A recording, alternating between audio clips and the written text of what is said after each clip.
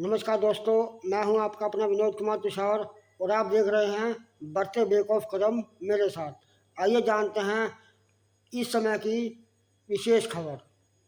चंडीगढ़ के युवाओं को नहीं मिलता काम, बहुजन समाज पार्टी की एक हो आवाज। क्या बात है, क्यों चंडीगढ़ के युवाओं को संघर्ष करना पड़ता है, चंडीगढ़ के युवाओं को काम नहीं मिलता। इस मुद्दे को उठाने के लिए और इस मुद्दे पर चर्चा करने के लिए हमारे साथ मौजूद हैं बहुजन समाज पार्टी के प्रदेश सचिव इंद्रवीर आजादी। सर नमस्कार जी। नमस्कार सर। सर, आपने ये मुद्दा क्यों उठाया कि चंडीगढ़ के युवाओं को काम नहीं मिलता है? क्योंकि चंडीगढ़ के अंदर तो अगर दो स्टेटों की राजधानी हरियाणा पंजाब की है, तो इन युवाओं को भी काम मिलना जरूरी है। तो चंडीगढ़ में ऐसा आपको क्यों लगता है कि चंडीगढ़ के युवाओं को काम नहीं मिलता? सर सबसे पहले तो मैं आप दोनों चैनल का धन्यवाद करता हूं जो हमारे पास आए इस मुद्दे को, जो हमने उठाया चंडीगढ़ का मुद्दा, उसको पब्लिक के पास ले जाने के लिए। तो जिस प्रकार आपका सवाल है कि चंडीगढ़ में जो युवा हैं उनको चंडीगढ़ में रोजगार क्यों नहीं मिल रहा है, उसका सबसे बड़ा कारण है कि यूटी है। और यूटी होने के कारण यहाँ पर हरियाणा और पंजाब का कुछ शेयर है, लेकिन चंडीगढ़ का शेयर कहीं मौजूद नहीं, दिखाई नहीं देता है। ना तो नौकरी में दिखाई देता है और ना ही खेलों में नजर आता है।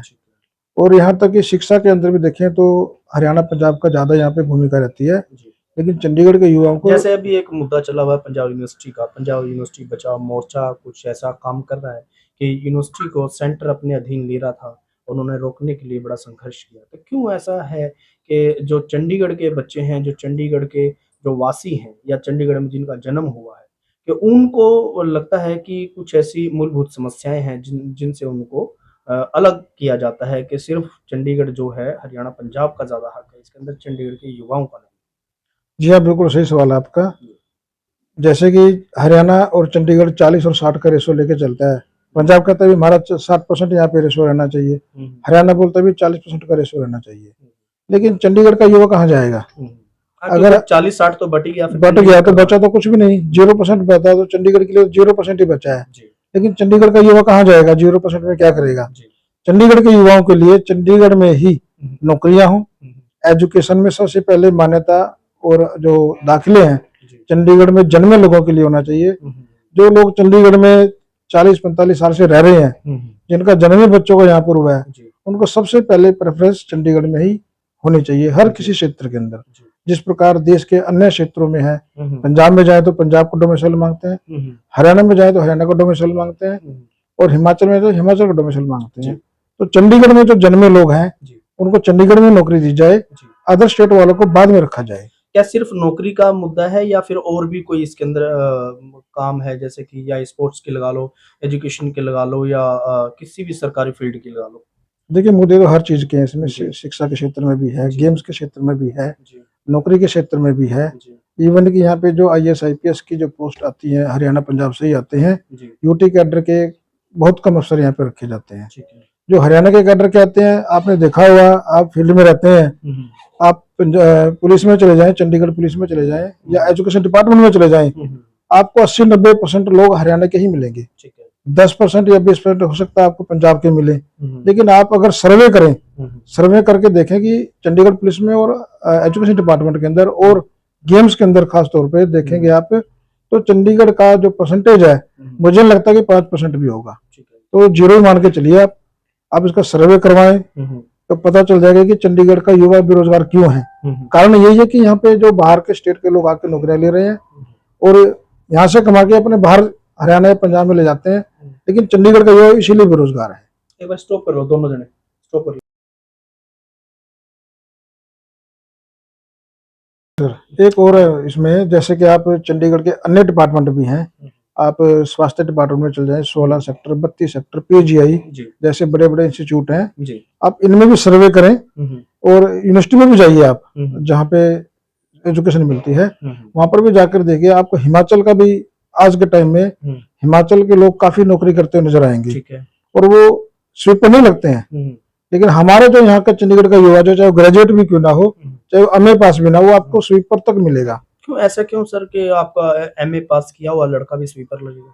कारण है सर इसका कारण है कि जो अफसर है यहाँ के वो बाहर से आए हुए अफसर हैं, उनकी सिफारिशों पे। अच्छा, वो अफसर अपने स्टेट को ज्यादा रेफरेंस देते हैं, अपने स्टेट के बच्चों को ज्यादा रखते हैं, बिल्कुल सर। चंडीगढ़ के साथ कहीं ना कहीं ये भेदभाव है। सोहेला विहार ये किया जा चंडीगढ़ रहा के साथ भेदभाव है। है। जो हरियाणा के अफसर आते हैं वो अपने हरियाणा के लोगों को ज्यादा यहाँ पे तवज्जो ठीक देते हैं, है।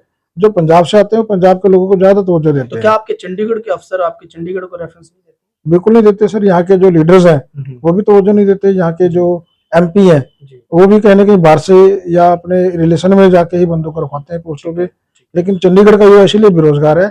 और कहीं ना कहीं जो इसमें ज्यादातर जो मार पड़ती है वो हमारे वाल्मीकि समाज पे पड़ती है, SC भाईचारे पे पड़ती है। उनसे पैसे भी लेके लोग ठेकेदारी पे उनको रखते हैं, लेकिन उनसे उनके साथ भी कहीं ना कहीं धक्का हो रहा है। साल 6 महीने रखते हैं, उसके बाद उनको हटा दिया जाता है। नहीं सर, जैसे कि आपने बताया है कि आपके जो बच्चे हैं चंडीगढ़ शहर के, MA पास कर लें, ग्रेजुएशन कर लें या किसी उसमें डिप्लोमा कर लें, तो उनको काम नहीं मिलता। जैसे वे आपने बताया कि बाहर के अफसर अपने स्टेट के बच्चों को ज्यादा रेफरेंस देते हैं। तो फिर ये तो एक सर कहीं ना कहीं आपके चंडीगढ़ के युवाओं के ऊपर ऐसी तलवार लटकी हुई है, चाहे वो कुछ भी कर ले तो उनकी मजबूरी है, चाहे वो पैसे देके लगे, चाहे वो सफाई का काम करें या गटर का काम करें या कोई भी फील्ड में जाएं। जब उनकी मजबूरी है सर, तो फिर तो उनकी मजबूरी है ही। तो आप देखिए कि चंडीगढ़ के अंदर सिर्फ और सिर्फ ये मुद्दा अभी का नहीं है, ये चंडीगढ़ का जो मुद्दा है ये बहुत पहले से चला हुआ है कि चंडीगढ़ के अंदर चंडीगढ़ के युवाओं का हक नहीं है, चंडीगढ़ के युवाओं को काम नहीं मिलता। क्यों नहीं मिलता? जो इसकी बारीकियां हैं बहुजन समाज पार्टी के जो प्रदेश सचिव हैं इन्होंने हमें बताई। सर और मुझे बताइए, क्योंकि आपने कही बात SC समाज की थी, SC समाज के अंदर अच्छे पढ़े लिखे बच्चे भी हैं, स्पोर्ट्स में भी आगे जाते हैं, तो स्पोर्ट्स में क्या आपका हुआ है?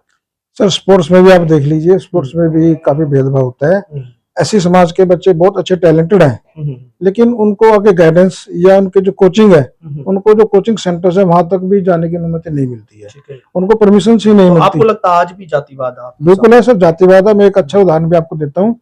अभी यहाँ पे SC समाज की 2 टीचर्स हैं, एक 18 सेक्टर में पहले पोस्टेड थी, अब 22 सेक्टर में पोस्टेड है, मेधावी और अपना एक का नाम मुझे याद नहीं है, प्रतिभा, सॉरी प्रतिभा। उन दोनों के साथ कितना भेदभाव हो रहा है।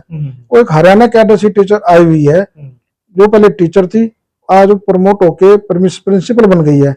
लेकिन किस रूल के तहत वो प्रिंसिपल बनी है, उसके पीछे कौन है, किसका शिकंजा उसके पीछे कसा हुआ है? हरियाणा डिपार्टमेंट से आई हुई है वो। तो हरियाणा एजुकेशन डिपार्टमेंट की 20-25 साल से यहाँ पे कैसे रह रही है? इसकी आवाज कोई उठा रहा है? कोई नहीं उठाता है। यहाँ के जो लीडर है वो भी नहीं उठाते हैं, और यहाँ का जो स्टाफ है वही बात आ जाती है कि कहीं ना कहीं हरियाणा पंजाब का दबदबा है, यहाँ पे लोगों का हाथ है, अफसरों का हाथ है। इसलिए जो डेपुटेशन पे आते हैं लोग अपनी मनचाही बात करवाते हैं। जैसे कि आपको लगता है कि यहाँ पे जातिवाद बिल्कुल है सर, बिल्कुल तो है। अभी क्या स्पोर्ट्स का, अभी मैं दोबारा उसी चीज को रोक लो थोड़ा सा।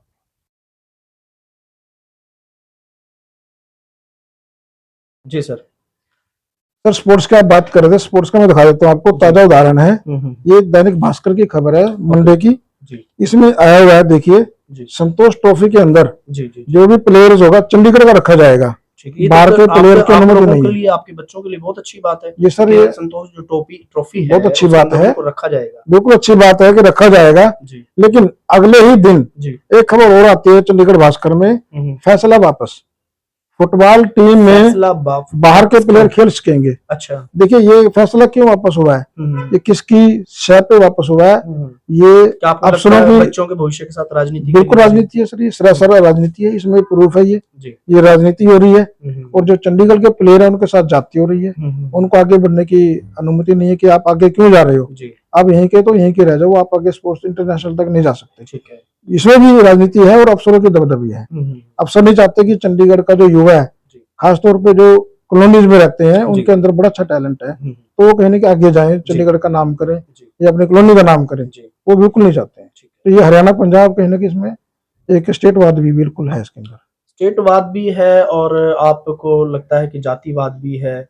और जैसे स्पोर्ट्स के साथ बच्चों के साथ नाइंसाफी करी जा रही है, या एजुकेशन के साथ नाइंसाफी करी जा रही है, या स्वास्थ्य का जिस डिपार्टमेंट का आपने लिया कि बाहर बाहर के बच्चे आते हैं, लग जाते हैं, क्या वो देश के युवा नहीं है, वो कहीं काम नहीं कर सकते?